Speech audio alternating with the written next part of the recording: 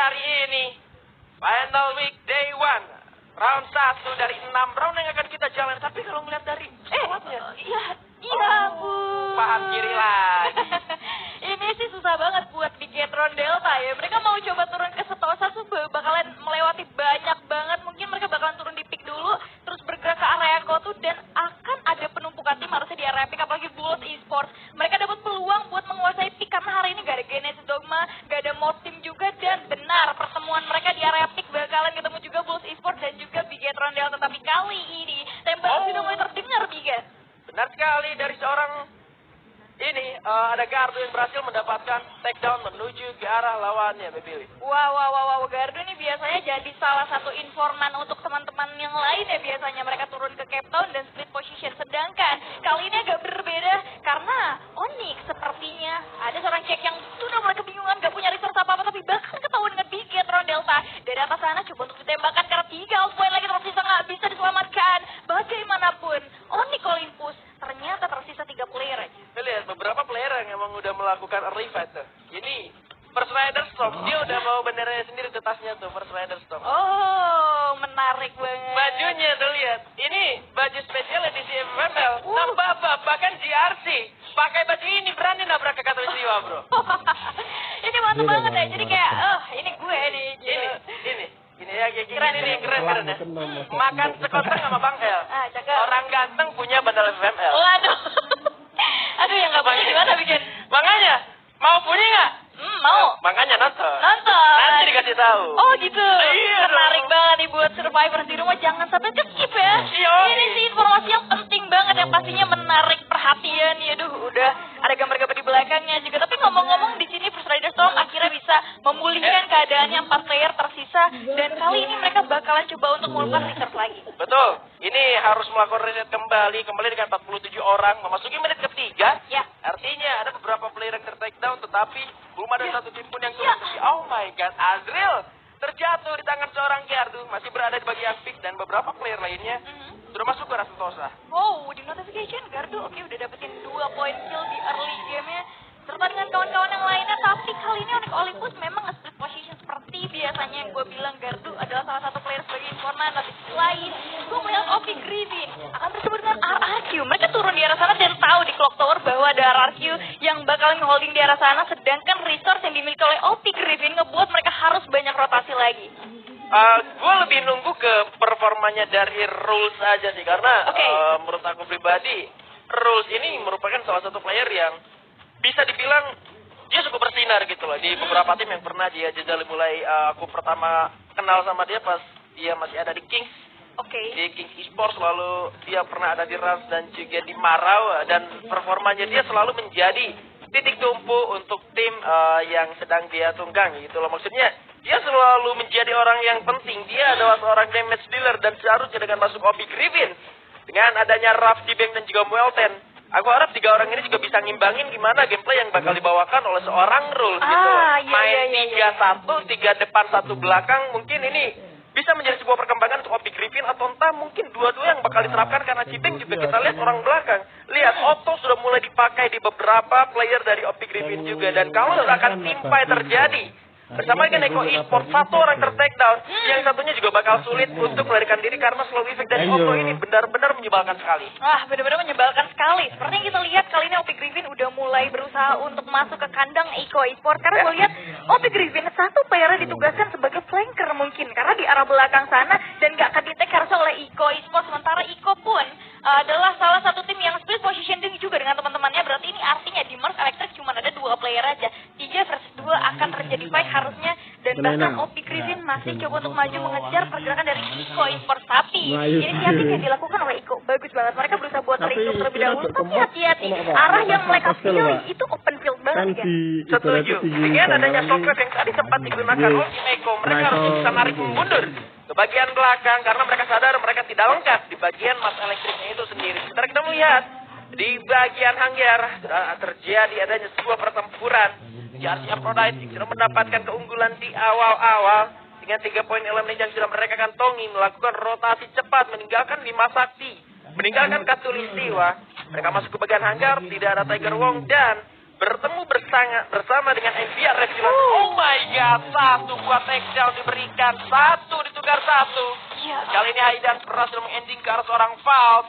Dengan RCS-nya Link masih menyusahkan ke arah YNG di bagian dalam sana. Dan bahkan 104 damage yang diberikan ke arah YNG membuat NBR Resilient harus memiliki waktu untuk reset kembali. Waduh, ini harus reset kembali karena gue lihat dari minimap NBR cuma ada beberapa player aja di arah sana, sedangkan JRC untuk dengan 3 playernya. Kali ini mereka terfokuskan karena 1 player dari NBR, sementara teman-teman yang lainnya berusaha untuk melakukan rotasi kembali. Gue nggak tahu mereka bakal ngejar pergerakan dari NBR atau malah memilih untuk moving ke arah lain, karena gue rasa memang rumah mereka di area graveyard dan kali ini mereka udah ada di area hangar, di Masakti maksud gue. Dan kali ini Hayden udah mulai terkena damage dari arah lain nih guys. Seharusnya dengan JRC Aphrodite mereka sudah mendapatkan keunggulan di awal-awal, meskipun rasnya tak sempat tertakedown tapi masih bisa diselamatkan kembali dan mereka mendapatkan hangar secara seutuhnya. Ya, ini bisa jadi satu advantage untuk JRC Aphrodite. Dia bisa bertahan sampai late game dengan keuntungan yang mereka dapatkan di awal. Tapi Madegas kembali berulah dengan mendapatkan cara satu orang dari OP Griffin. Ini menjadi satu keuntungan dari roster yang dimiliki oleh Bulls. Impor 1 F17 sudah dikejar. 137 damage yang diberikan Aikendir. Dikirimkan untuk melakukan eksekusi lebih dalam lagi. Tapi pukulan dilakukan dan ada tembakan dari belakang Cruz. Sayang sekali terjatuh di sana. Dir juga berhasil untuk menumpangkan ke arah Muelten.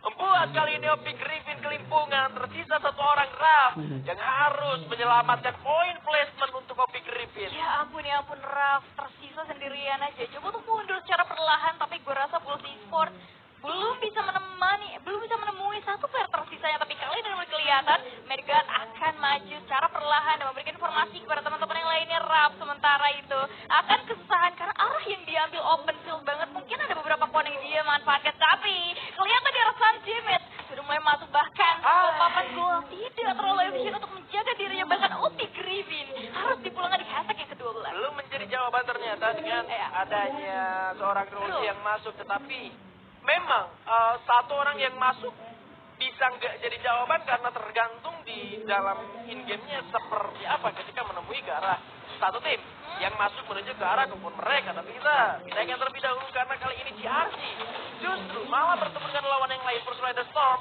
yang akan mereka hadapi. Ledakan diberikan dari seorang Link, tetapi masih ada David dan satu dengan satu. David juga tumbang di sana bersama dengan seorang Hayden. Tapi First Rider Storm kehilangan 2 playernya. Ada tembakan dari MPR juga. Heyo di sana sedang memantau dari kejauhan.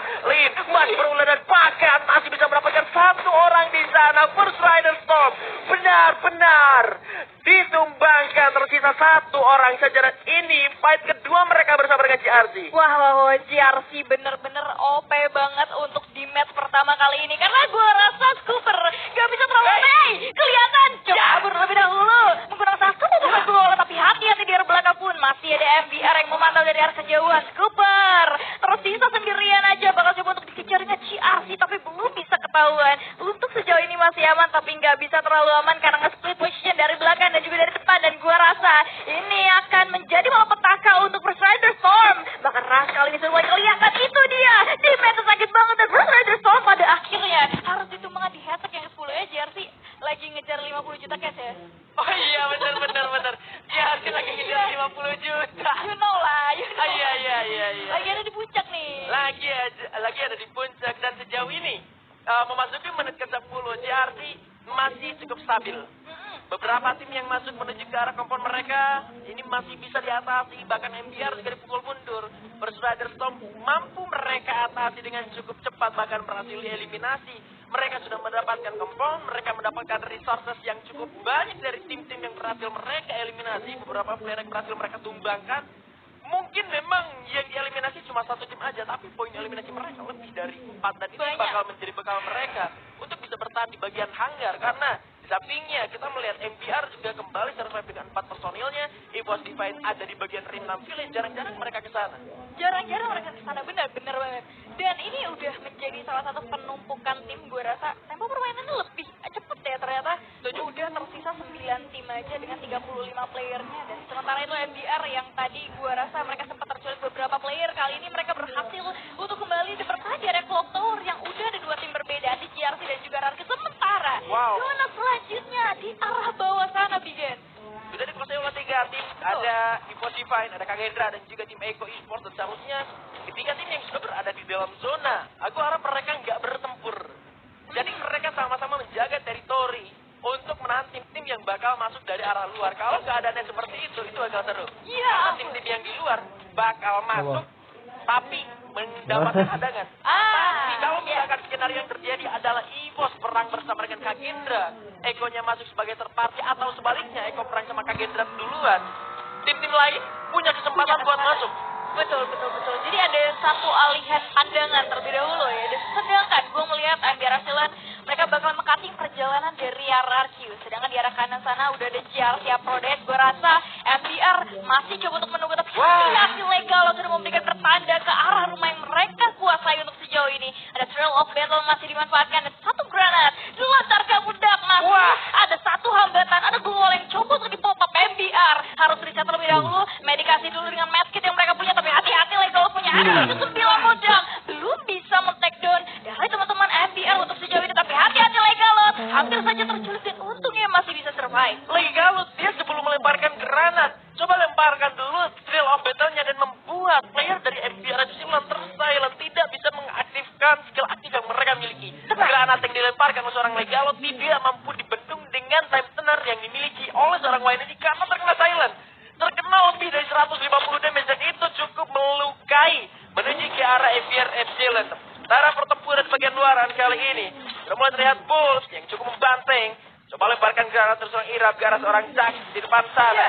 Terkena 55 damage saja dan mereka masih memiliki satu buah vehicle untuk bisa masuk ke dalam zona selanjutnya, meninggalkan Tiger Wong Esports yang mungkin tersisa sendirian. Dan ini dia fight-nya Evo Divine sudah bertemu bersama dengan Kagendra. Ya ampun, seperti yang lo bilang tadi, ini akan membuang peluang untuk tim-tim yang lain masuk ke dalam zona. Tapi kali ini gue melihat pergerakan dari Evo Divine yang masih dengan 4 playernya. Dion jump dengan satu shotgun yang masih belum bisa men-take down. Teman-teman dari Kagendra yang sepertinya Kagendra udah mulai kepincangan juga. Enrique, hati-hati, ada Surya yang backup di arah kejauhan, tapi Jafra untungnya masih bisa survive dengan satu gol yang mereka buang. Tapi di sisi lain MBR Arsilan harus ditumbangkan di hashtag yang ke-9, masih fokus antara Evo Divine dan juga Kagendra, di mana Aimgan membackup dari arah kejauhan. Tapi hati-hati, ini akan menjadi malapetaka karena di minimap kelihatan ada Onyx Olympus yang coba join fight, tapi satu headshot sudah mulai kelihatan tapi masih belum bisa men-take down Abak. Dengan satu double barrelnya masih belum bisa menculik Enrique yang udah ada di dalam gol sana. Tapi hati-hati, pertempurannya akan coba dicampur oleh Onyx Olympus. Tapi di sisi lain Aimgan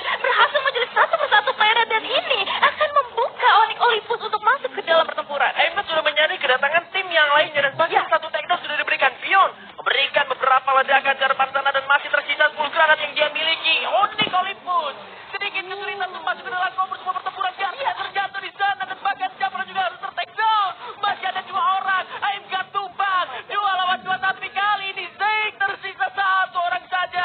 Pion, Abak, Jafra pun sudah kembali merumput. Abak coba melakukan ending tapi dari belakang tembakan garis Abak berhasil di atas dan Nikos still survive di antara hantaman dunia yang berusaha menyakitinya. Ya ampun Bigan, ini kocak banget ya. Padahal Onyx Olympus kalau aja dia bisa sabar sedikit aja, pertempurannya udah mulai krusial dan EVOS masih belum bisa reset. Itu timing yang bisa mereka manfaatkan, tapi terlalu cepat sampai akhirnya Kagendra masih tersisa 1 poin. Setuju. Kalau misalkan Onyxnya masih sabar dulu, memang mungkin bisa saja, tapi zona juga udah mulai tidak berpihak ke arah Onyx Olympus yang ngebuat mereka mau nggak mau harus maju. Sebelum mereka sampai ke arah satu buah rumah di sana, area mereka begitu terbuka, itu yang menjadi kesulitan untuk Onyx Olympus. Wow, tapi gue salutnya Kagendra masih bisa bertahan untuk sejauh ini. Tersisa 1 player walaupun memang sulit untuk mereka, tapi at least mereka belum tereliminasi untuk sejauh ini. Tapi ternyata baru aja diomong, udah puas di hashtag yang ke-5, 4 tim lagi untuk sejauh ini, di mana GRC udah mulai memanfaatkan satu kompon. Untungnya ada satu vehicle yang dimanfaatkan oleh mereka, tapi di sisi lain Evo Divine mereka udah mulai set up, udah memanfaatkan beberapa komponnya di arah belakang dan juga arah depan, tapi zona gak berpihak dari mereka. Tapi Ion harus jadi satu player pertama yang harus di-take down oleh tim lain, sedangkan GRC sudah mulai terdetek posisinya, akan coba bersama jadi 1 gol. Tapi hati-hati Aimgan, di arah belakang sana di luar terlalu berbahaya. Banyak tim yang udah mulai tahu bahwa fight terjadi antara Evo dan GRC, tapi Aimgan harus di